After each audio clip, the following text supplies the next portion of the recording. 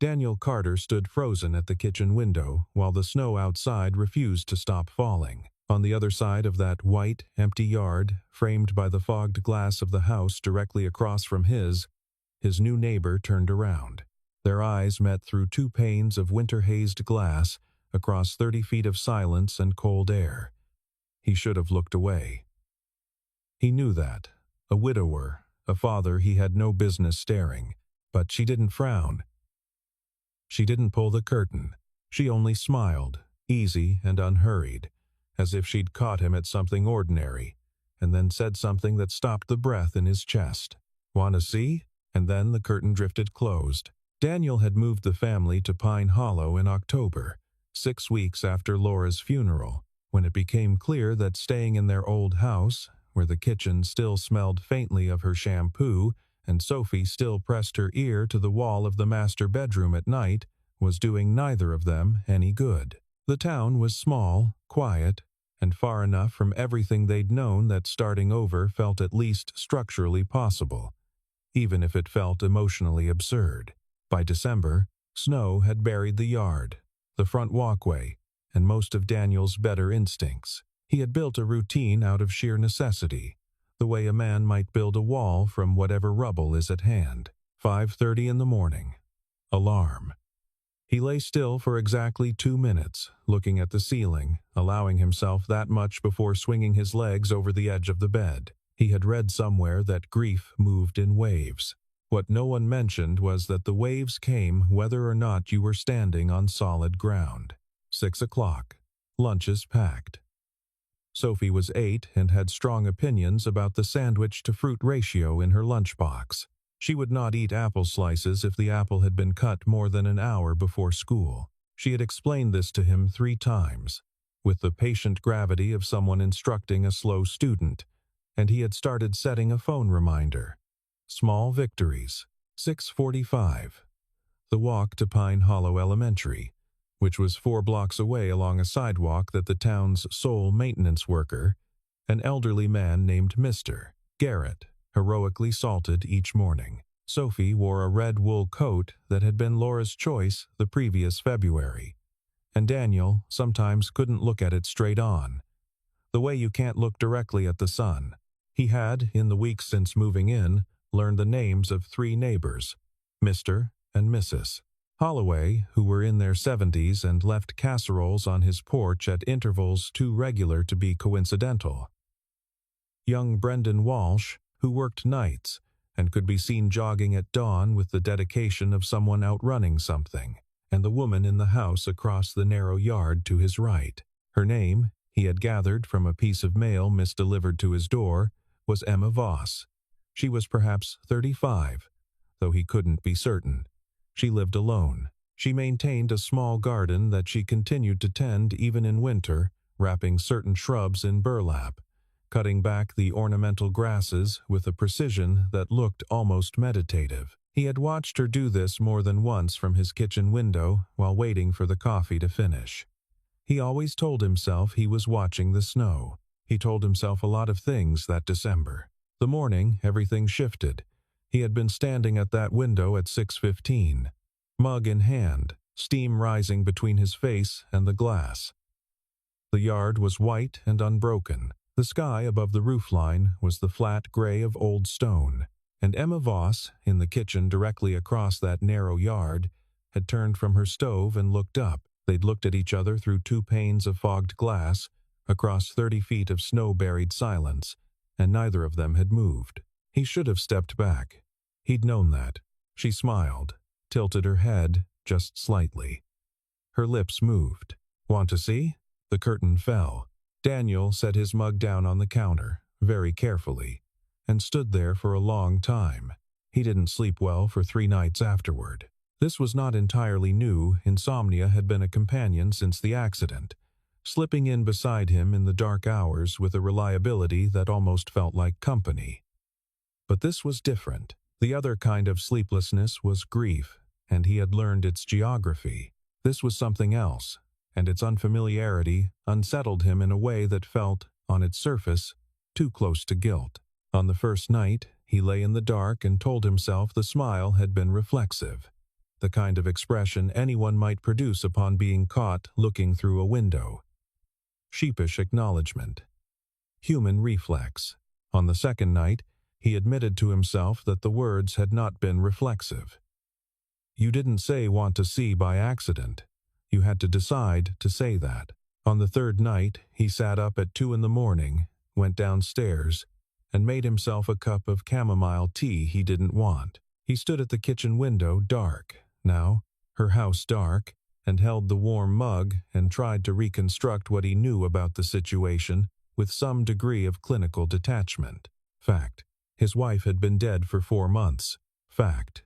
He had not had a conversation with a woman that wasn't transactional. Thank you. Have a good day. Yes. She likes extra napkins in approximately that same period. Fact. He was 38 years old and had been deeply, completely, unreservedly in love with a woman who was gone, and the only person who had made him feel something in the vicinity of curiosity in 4 months was a neighbor he had never spoken to. He also could not explain, under cross-examination, why the words "want to see" had lodged themselves so cleanly under his sternum. She had been standing at her kitchen stove in what looked like a cream-colored robe, the kind worn not for anyone else's benefit but for warmth, for comfort, for the simple privacy of early morning in one's own home. There had been steam rising from something on the stove, he had thought, absurdly, of soup, of winter soups, of the specific warmth of kitchens in cold weather. The light behind her had been warm-toned. The window glass had been misted at its edges from the contrast between the heated interior and the frozen exterior. And through that frame she had looked, simply, like someone who was at home in her own life. He hadn't felt at home in his own life for 4 months. He poured the tea down the sink and went back to bed. In the morning he woke at 5:30, made Sophie's lunch, cut the apple early by accident, received a look of quiet reproach from his daughter, and walked her to school through the snow without looking at Emma Voss's house even once. He managed this for 4 days. The storm arrived on a Thursday afternoon with the kind of disregard for human scheduling that winter routinely demonstrates.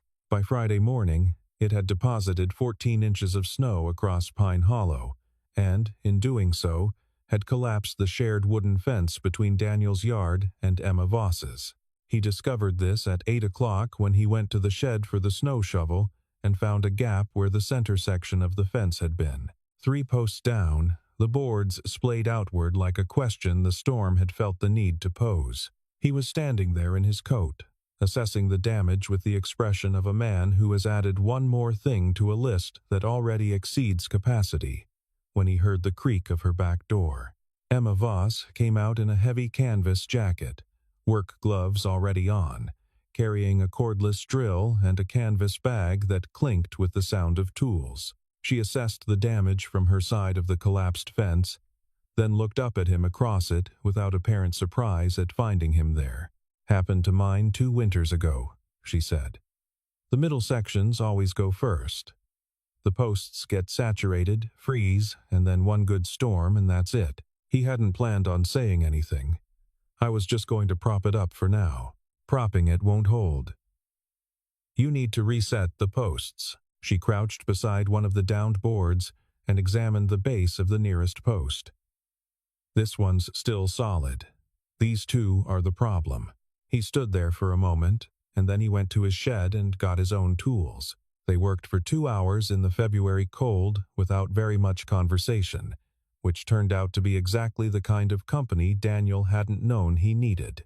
Emma had opinions about fence repair that were grounded in actual knowledge. She explained the frost line issue, the importance of using the right post-hole depth for the climate, and he listened and followed her lead, which was not something he did easily with people he'd just met, and did not examine too closely why it came easily with her. Sophie came home from school at 3:15 and stopped on the back steps, watching them.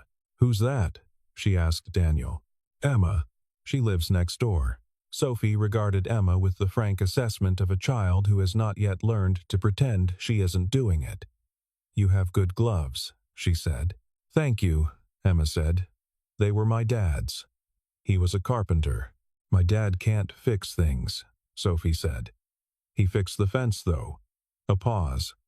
"Mostly." Daniel opened his mouth. Emma caught his eye briefly, and he could see, behind her composure, the beginning of a smile.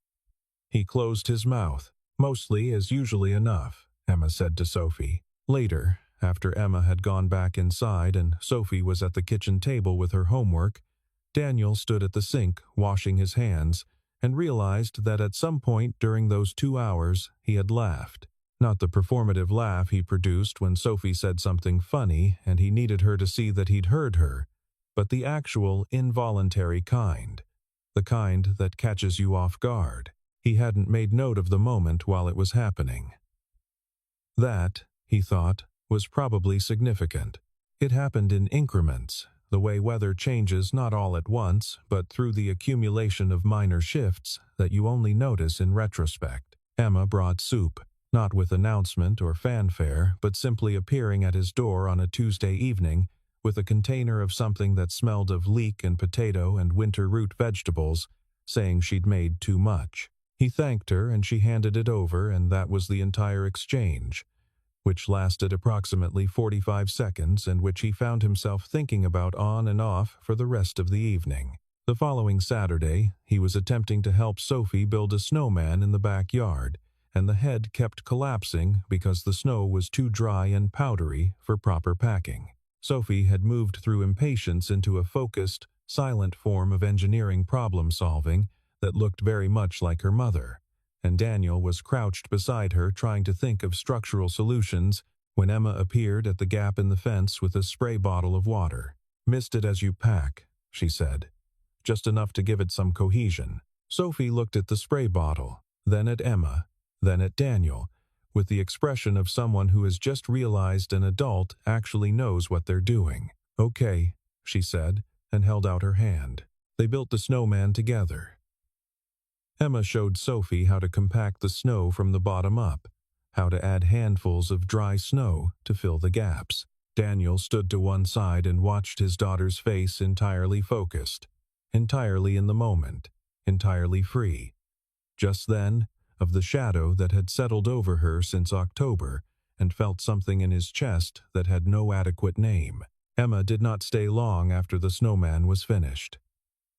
She handed the spray bottle back, complimented the construction, and returned through the fence gap. Sophie watched her go. "Is she your friend?" Sophie asked. "I think so," Daniel said, which was more than he'd intended to say, and also, he thought, probably accurate. He started noticing her light in the morning. Not because he was watching, he told himself, but because the kitchen window was directly in front of the coffee maker, and it required no particular effort to observe whether the light across the narrow yard was on or off. When it was on, the feeling was not quite relief, and not quite warmth, and not quite anything else he had a precise word for. He catalogued it without labeling it, and moved on with his morning. The snow kept falling. Pine Hollow in February accumulated it in layers, each storm building on the last, so that the yard became a kind of geological record of the winter, and the path between his back door and the fence gap wore down into a track through the white. Sophie used it first, then he did, then Emma did. And it was only sometime in early March that he realized the path had become, through sheer repetition, a fact of the yard. The evening it happened was a Friday in March, when the temperature had dropped sharply after a brief thaw, and the porch steps were glazed with ice that neither of them had attended to. They were sitting on Daniel's back porch with cups of coffee that had gone mostly cold, which was both of their faults for staying out past the point of reasonable cold-weather wisdom. He had not planned on telling her about Laura. He had not planned on telling anyone anything. The topic had a texture he avoided, rough-edged, capable of drawing blood, and in the months since October, he had learned to move around it the way you learn the layout of a dark room. But something about the cold and the dark, and the particular quality of the silence, the way Pine Hollow went very quiet on Friday nights, a small-town stillness that was actually restful once you stopped waiting for it to mean something bad, made him less careful than usual.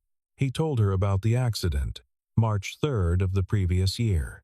Laura had gone to pick up groceries on her way back from her sister's place, and somewhere between the grocery store and home, a driver who had run a red light had taken away the last 8 years of Daniel's life in approximately 1 second. He said this plainly, in the way he had learned to say plain things plainly, because the alternative was that the words swelled up around the edges and became something he couldn't finish. He told her about the last text message. He had been at the office, and she had sent him a message at 2:47 in the afternoon, which was 14 minutes before the accident, which he knew because he had, in the weeks after, done the math more times than was strictly healthy. The message said, "Don't forget the milk." He had forgotten the milk. He had also forgotten it every week since, in a way that had nothing to do with forgetfulness. Emma was quiet for a while. The cold settled around them. He waited for the usual responses, the condolences, the gentle redirections, the offers of perspective, and was quietly grateful when none of them came. "My husband left 4 years ago," she said finally, "which I know isn't the same thing. He's alive. He just decided he didn't want to be where I was anymore." A pause. "I used to think that was easier. I've stopped thinking that." He looked at her. She was holding her cup with both hands, looking out at the dark yard. "The not knowing is different," she said. "With death, there's a reason. With someone leaving, there's a choice they made. You keep asking yourself what the choice means about you." He hadn't thought about it that way. He said so. "We're both just people who got left," she said, which was simultaneously the most reductive and most accurate description of the situation he had heard.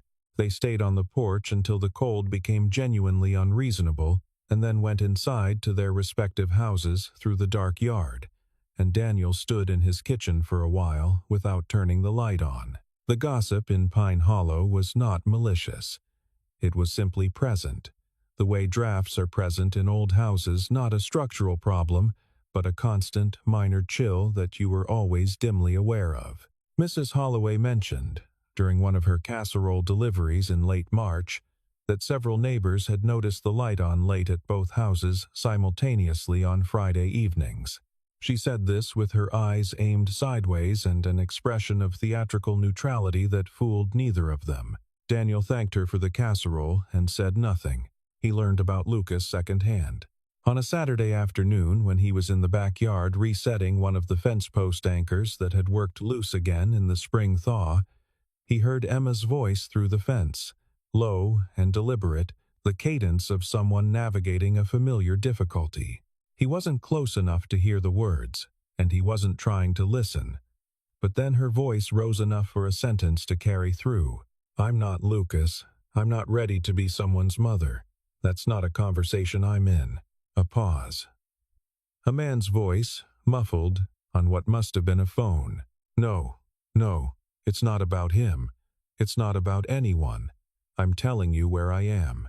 Daniel set down the post anchor and went inside. He was not entitled to feel anything about what he'd heard. He understood this. He hadn't been eavesdropping intentionally, and whatever he'd absorbed in those 10 seconds was not information he was supposed to have, and whatever Emma Voss's relationship status or internal negotiations were, they were categorically none of his business. He told himself this in the kitchen. Then he told it to himself again while making Sophie's dinner. Then he spent an evening that was several degrees quieter than usual, which Sophie noticed but did not comment on, because she was 8 years old and had, in the past several months, developed a finely calibrated sense of when to leave her father alone with whatever he was working through. The following week, Emma brought back a book he'd lent her and left it on the porch without knocking. The week after that, when Sophie waved at her across the fence and Emma waved back, she smiled but didn't come over. He understood.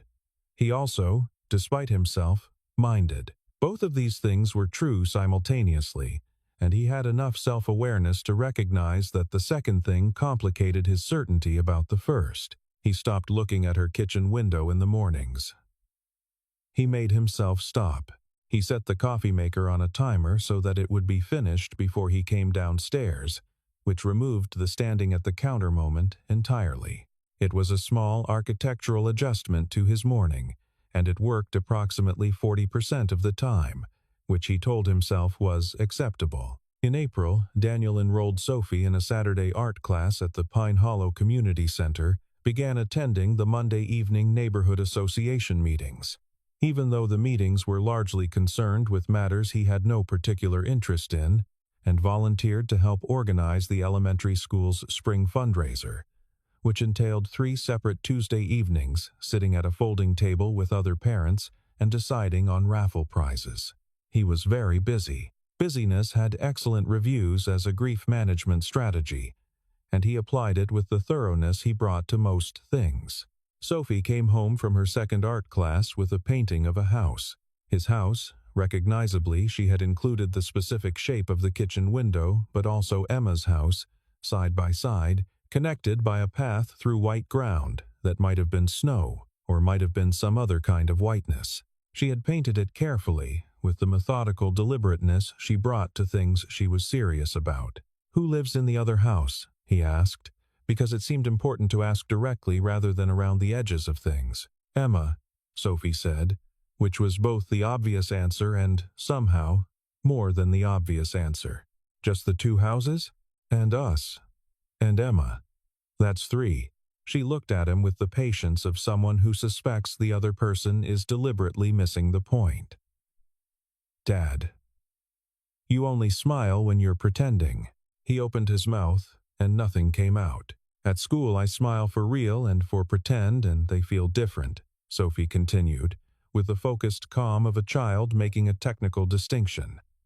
"Your pretend smile has a line here." She touched the space between her own eyebrows. "Your real smile doesn't." Daniel sat down at the kitchen table. He looked at the painting. He looked at his daughter, who had the direct, unmanipulative gaze of someone who is simply reporting what she has observed. "Sophie," he said. "You don't have to explain," she said. "I just thought you should know." She took the painting and went to put it in her room, and Daniel stayed at the table for a long time. He thought about what it meant to spend months in careful motion, forward-facing, organized and present and functional, and to have his 8-year-old see through every layer of it in about 4 seconds. He thought about what he was teaching her. That loss was something you survived by appearing not to have survived anything. That forward motion was its own form of standing still. That smiling for pretend and smiling for real were both acceptable responses to being alive when they plainly weren't. He had been so afraid, he realized, of wanting something, as if wanting something constituted a betrayal of Laura, or a naivety about what the world could take, or a foolishness he was too old and too acquainted with grief to permit himself, as if happiness, attempted and lost again, would be worse than happiness never tried. He sat at the kitchen table until it was dark outside, and then he went upstairs and looked at the painting for a long time in Sophie's room while she slept, and then he went to bed and lay awake with the specific calm of someone who has finally figured out what they're actually afraid of. The thing about fear, he had learned over the past several months, was that it was not always recognizable as itself. It came dressed as prudence, as responsibility, as respect for the gravity of grief. It said, "You are being careful." It said, "You are being appropriate." It said, "This is what a good father does, a good widower, a man who understands the weight of what he has lost." It did not say, "You are afraid." It did not say, "You have chosen the wall because you cannot tolerate the thought of losing anything again, and so you have decided not to want anything that could be lost." Sophie had seen through all of it in under 30 seconds. His 8-year-old daughter, who counted apple slices and had opinions about sparrows, had looked at his face and known the difference between the real thing and the performance. And if she could see it, he thought, then it was not actually hidden. It was simply unaddressed. And there was a difference. He knocked on her door at 6 in the morning, before the light had fully arrived. He was aware of how this looked. He was aware that 6 in the morning was a time for emergencies or very important things, and that his arrival on her porch at this hour required the implicit declaration that this was one or the other. He had knocked before he could talk himself into waiting for a more reasonable hour, because waiting for a more reasonable hour was exactly the kind of maneuver he had been executing for months. Emma answered the door in the cream-colored robe, the same one from the kitchen window, that first morning, and looked at him without alarm. Whatever she read in his face, it apparently read as something other than emergency. "It's early," she said. "I know." He had planned something to say. He'd organized it in the kitchen over the past hour. A straightforward, declarative account of where he was and what he wanted and what he wasn't asking for. It had been reasonably eloquent in the rehearsal. Standing on her porch in the 6 o'clock dark, he couldn't find the beginning of it. "I'm not looking for someone to replace Laura," he said, because that at least was true and immediate and somewhere near the actual point. I'm not interested in replacement. There isn't a version of this where someone fills that." She waited. "I heard something I wasn't supposed to hear a few weeks ago, about not being ready to be someone's mother. And I want you to know that's not Sophie doesn't need another mother. She has a mother. She'll always have a mother." He stopped, restarted. "What I'm trying to say is that I'm not trying to find someone to complete something. I think I'm just trying to figure out how to be alive again. In the actual sense of it, not just present. Alive." The porch light caught the side of her face.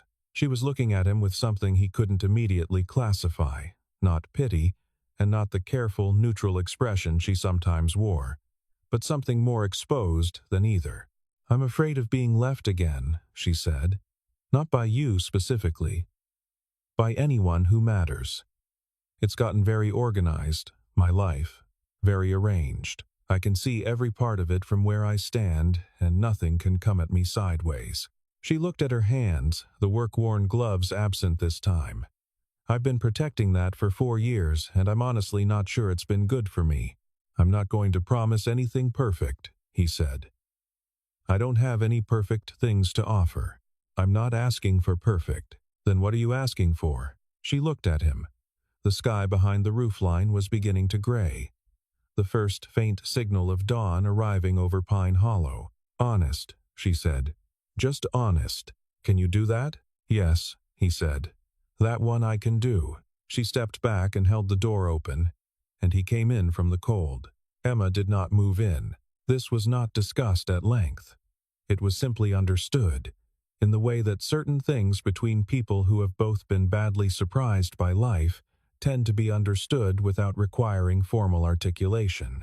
Her house was hers, and his house was his and Sophie's, and the space between them, the yard, the fence gap, the well-worn path through the grass that replaced the snow path once May arrived, was a kind of shared territory that belonged to no one in particular, and to all of them in practice. She was there on Tuesday evenings for dinner, and on Sunday mornings sometimes, and on the occasional Saturday, when a project exceeded what one person could reasonably manage alone. She was not there in the way of someone filling a designated space. She was there in the way of someone who had decided, carefully and with full knowledge of her own reluctance, that this particular set of people was worth showing up for. Sophie, for her part, treated this development with the philosophical composure of a child who has identified a situation as good and sees no need to over-discuss it. She taught Emma the specific rules regarding apple slices and lunchbox timing.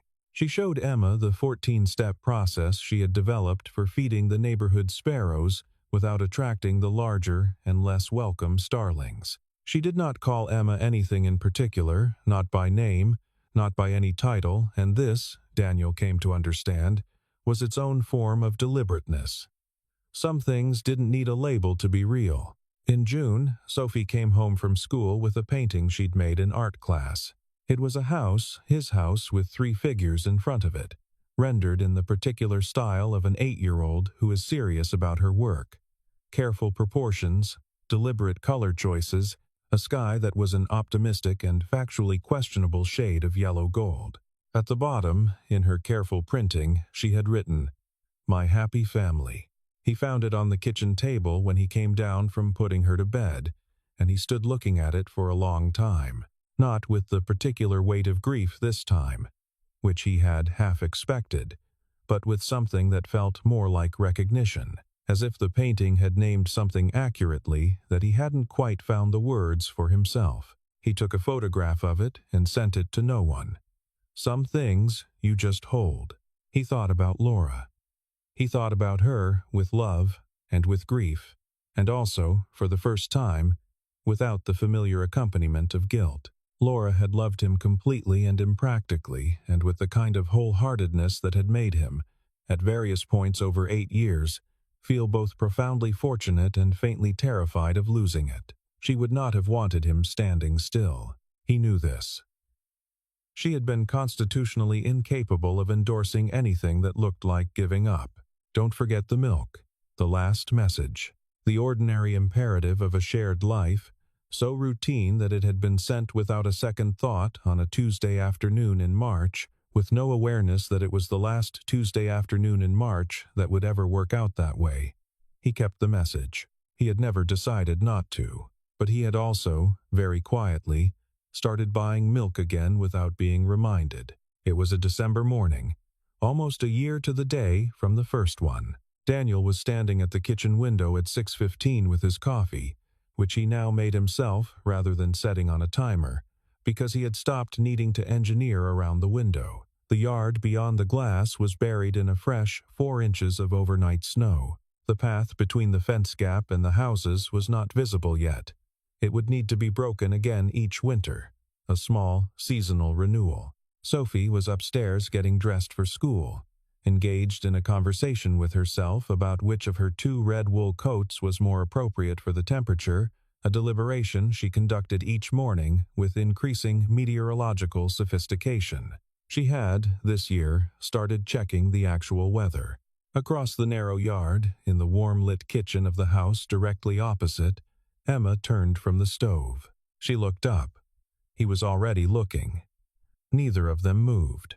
It was, he thought, a strange and precise thing the way a moment can recur and be completely different from itself. The same yard, the same windows, the same morning cold, the same 2 people on either side of the glass.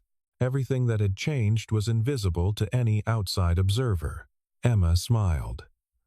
Not the polite, careful smile from a year ago. Something looser. Something that had given up on being careful. She tilted her head toward her back door. Her lips moved.